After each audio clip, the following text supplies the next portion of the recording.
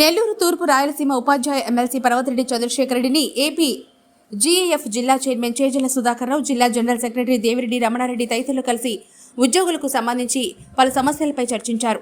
పలు శాఖల్లో రెగ్యులరైజేషన్ క్రమంలో ఎదురైన ఇబ్బందులను అనేక మంది రెగ్యులరైజేషన్ కోసం కృషి చేయడం, విద్యాశాఖ ఇతర శాఖల గ్రామవార్డు సచివాలయాలకు ఉద్యోగులకు సంబంధించిన సమస్యలపై ఎప్పటికప్పుడు స్పందిస్తూ సమస్యలను సీఎం దృష్టికి తీసుకెళ్తూ పరిష్కరిస్తున్న ఎమ్మెల్సీ చంద్రశేఖర్ రెడ్డికి ప్రత్యేక ధన్యవాదాలు తెలిపారు.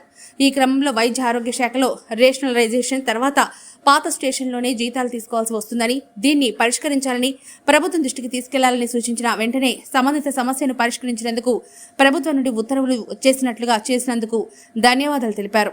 ఈ కార్యక్రమంలో గ్రామ వార్డు సచివాలయ ఉద్యోగుల రాష్ట్ర వైస్ ప్రెసిడెంట్ పిల్లి హరీష్ రెడ్డి, వీఆర్ఏ రాష్ట్ర అధ్యక్షులు మర్రి వెంకటేశ్వర్లు, ఆంధ్రప్రదేశ్ ప్రభుత్వ ఉద్యోగుల ఫెడరేషన్ జిల్లా treasurer Balaraju, vice president Mallikarjuna, జిల్లా నాయకులు సునీత, అశోక్, ఉమర్ తదితరులు పాల్గొన్నారు.